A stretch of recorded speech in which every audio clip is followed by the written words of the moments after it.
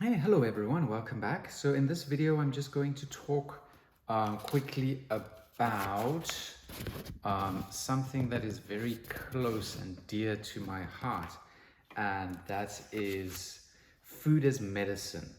So that has been my focus, has been food as medicine. So from the start, I always wondered, why do we need to go and treat your symptom or go to these emergency the doctors? Why should we go to them when we have food? Why then do we eat things if we still need to go and get medication? Why are we getting sick? And why does the doctor give you something just to take away your symptom, and they don't always treat the cause? So for example, you have cancer. They'll give you radiation therapy to shrink the cancer tumor. They'll remove the cancer tumor, but they don't go after what caused the cancer in the first place. The same with heart disease. You have a heart attack. They'll clean your arteries. They'll put balloons in, stents in. They'll clean the arteries. They'll do all that. But what is the cause? Why did that happen? What is the cause, the root cause of that disease? When you have a cold or a flu, the doctors will give you antibiotics, or they'll give you something to treat your cough or to stop your runny nose. So they treat the symptoms. They'll give you something for headache.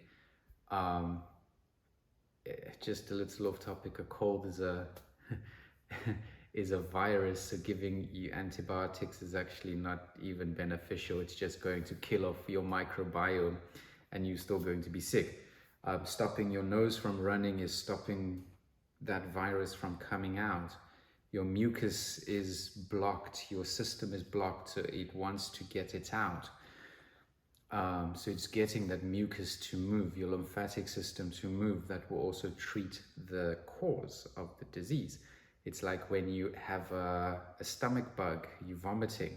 As soon as that the substance that is bothering your body is out, once you've vomited it out, then you are better. So it's the same with other diseases. As soon as that cause is out, is gone, you'll be okay. So let's look at some of the different factors where we can use food as medicine.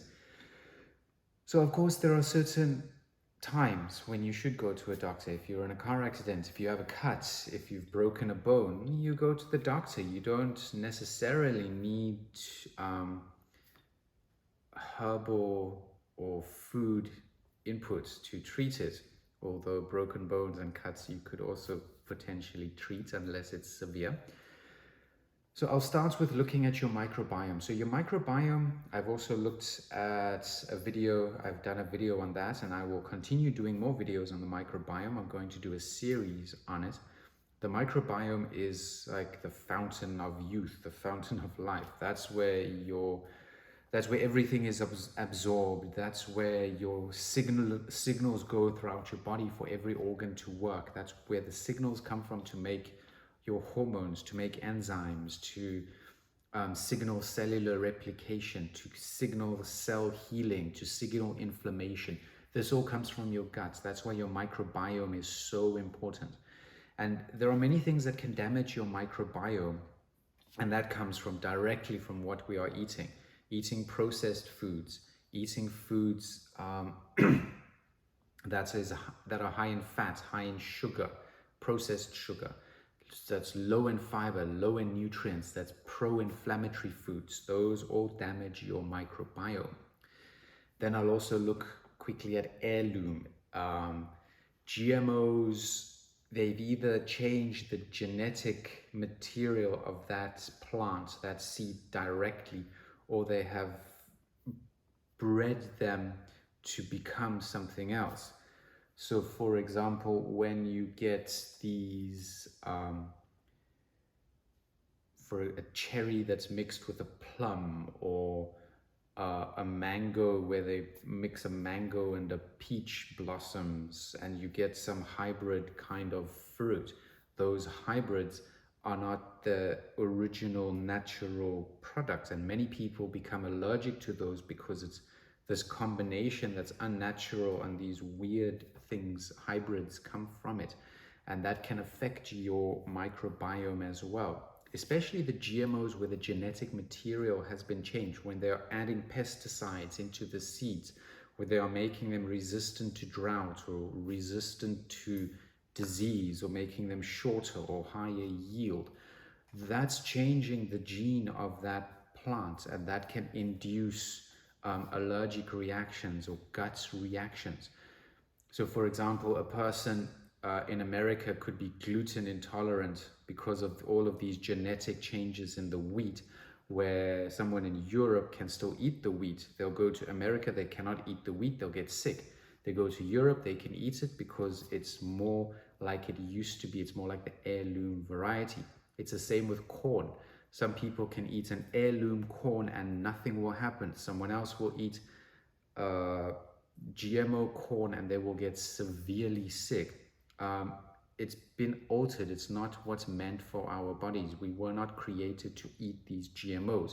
They do not match what our bodies are wanting from it. So it causes inflammation. It causes this severe reaction. That is why allergies are also increasing. It used to be just a few things, but allergies are becoming more common and more things are triggering allergies.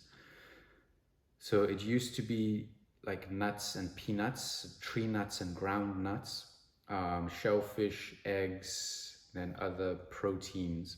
But nowadays it's branching out to various other things that can cause them, bananas and peaches and strawberries and all kinds of things. But if you look at what it is, it's been these plants that have been genetically manipulated or changed, like wheat. It's been changed. It's been made more resistant to disease, and pesticides have been added, and herbicides and bactericides, all kinds of things have been added to these seeds, or the genes of the seeds have been altered that our bodies don't recognize, and then it causes this inflammatory reaction that it's trying to reject this thing that we're putting in. And it affects the gut bacteria as well. So the microbiome is important. That's why we can use food as medicine, because it can change your microbiome. Food can also change your genes and how your genes react and how your genes are replicating. It can cause some genes to be switched on and some to be switched off. So for example, if you take in turmeric, it switches on your anti-inflammatory genes, your antioxidant genes. So that is really important, and this can be changed in a relatively short amount of time.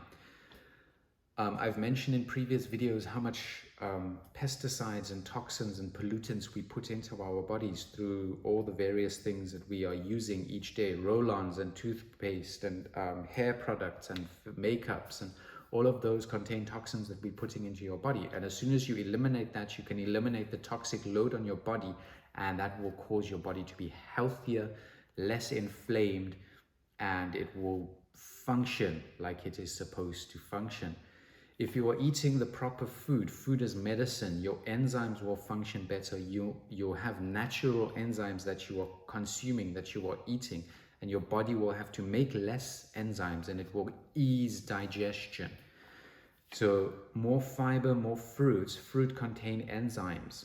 For example, if you take pineapple or papaya or kiwi, all of them contain enzymes that make your digestive system's job easier. So gene expression is changed with eating. You can switch on cancer genes, or you can switch those genes off.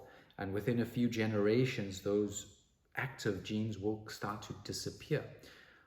We know that some people are genetically more likely to get breast cancer, have a high blood pressure, or have high cholesterol. But by what we put in, we can adapt and we can switch on and switch off certain genes. And that has been proven through many, many studies. So it's really important to have the correct foods going in so that it will act as medicine and treat the cause of disease. By introducing food as medicine, herbs, and all these spices and different teas and things that we can put into our bodies, we can treat the cause of disease rather than getting the disease and then treating the symptoms. So go to the origin, the cause of the disease, and then you work your way further. Then we also need to look at stress, because there's a lot of stress in and around us. So that will also influence how our bodies react. So if you want to use food as medicine, you also have to decrease the amount of stress. So if you are consuming inflammatory foods, that's causing stress on your body. If you are introducing toxins to your body, that's making stress, causing stress. So by eliminating those, by going into nature more, by allowing yourself to be barefoot, to being in contact with the earth and nature, you can adapt, let your microbiome adapt and change and be healthier, and your immune system to flourish and to really work as it should be working.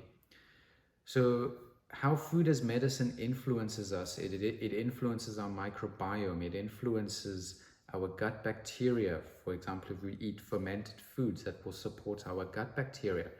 The kinds of carbohydrates, fats, and proteins we consume will either have an inflammatory effect or an anti-inflammatory effect. And I talk about, on my videos, a lot about inflammation, because that's one of the root causes of disease. Then enzymes.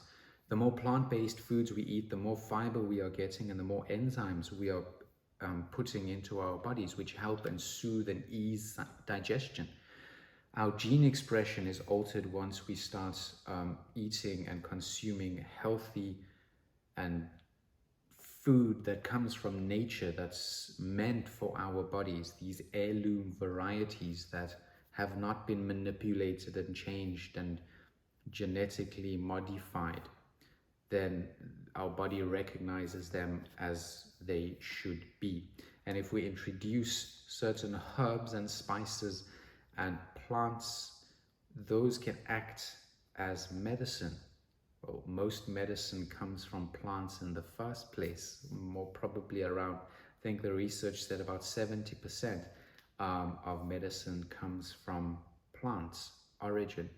For example, aspirin comes from white willow bark. The active ingredients in cholesterol lowering drugs come from oyster mushrooms. So there are things that are taken directly from nature and isolated and then made into a drug or a medicine, where we can just consume the natural product and it will act as medicine already. Then the amount of stress, that will also affect our bodies, and we can amend that by what we are putting in. So what I would suggest and recommend would be a plant-based diet, because that's what connects with our bodies. That's what we were created for. That's how God intended it at the beginning. He made nature and He made us, and we were going to consume fruits, nuts, seeds, and parts of the vegetable. Those were what we were supposed to consume, and that's what works the best when we put them in. You won't find research which tells you that eating fruits or vegetables or nuts and seeds are bad for you, especially fruit. Some research will tell you the fats in the nuts can become too much and that can be bad for you. And coconuts, there's some research that will go into the effects of those. But in general, they are not classified as bad. When you look at the recommendations, they're always recommending water, fruit and vegetables and seeds and nuts. The things that are always under speculation or on the unclear areas are the animal products. So it's best to put them aside and just go for the plants, because that's what we are meant to be eating. I would challenge you to, as you are, to go run around outside and try to catch an animal. It's not so easy. And then when you have caught it, to directly sink your teeth into it and start consuming or eating it. I don't think that's such a fun experience. So that shows us that we are not made to eat or consume animal products. So it's much easier going to the tree, picking a fruit and just bite into it. So that is why and how we can use food as medicine. Food can be medicine to our bodies if we eat it in the correct way, and if we eat it the correct type, and if we prepare it in the right and correct manner. And then we also just need to take into consideration what's been sprayed on the plants, what's in the soil where the plants have grown, so that you limit or decrease that toxin load on your body. So plants as medicine, food as medicine, it can be done. We can treat the cause of disease rather than the symptoms of disease. And I hope in the future to have a center where we can let people come to, a wellness or health center where these principles can be taught to people, and there can be a practical farm area where you can also see how you can grow your own medicine and grow your own food. So I look forward to that. Maybe one day I can invite all of you to this center. So till then, stay healthy, and to God be the glory.